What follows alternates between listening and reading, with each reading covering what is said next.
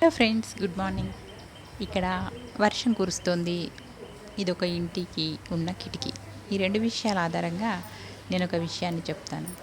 ఏంటంటే, ప్రతి ఇంటికి కూడా కిటికీలు, తలుపులు ఎందుకు అవసరమో మనందరికీ తెలుసు కదా, గాలి వెలుతురు రావడానికి. అలాగే మనం ఆలోచించే విధానాల్లో కూడా కొన్ని కిటికీలు ఉంటాయి, తెలుసా మీకు? అవి ఏంటంటే, మనకున్న అభిప్రాయాలు.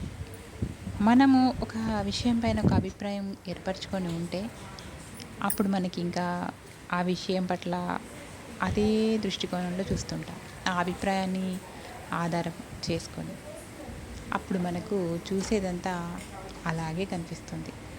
కొత్త కోణంలో చూడడానికి మనకు ఇబ్బందిగా ఉంటుంది. అంటే తెలుసుకోలేం ఆ కోణాన్ని, అది నమ్మలేం కూడా.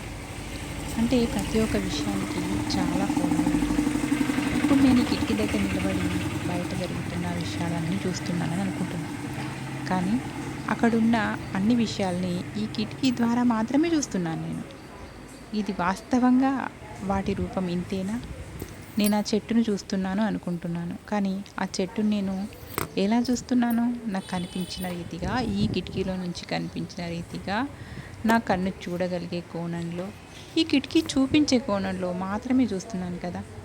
కానీ నా చూపులకు అందని విషయాలు ఎన్నో కూడా అక్కడున్నాయి. నేను ఆ చెట్టు దగ్గరికి వెళ్ళి, ఆ చెట్టు ఏం చెట్టు, ఆ చెట్టు ఎంత ఎత్తులో ఉంది, ఎలాంటి ఆకులను కలిగి ఉంది, పూలు పూస్తుందా, కాయలు కాస్తుందా, ఆ చెట్టు పేరేంటి, ఇవన్నీ తెలుసుకోలేను కదా.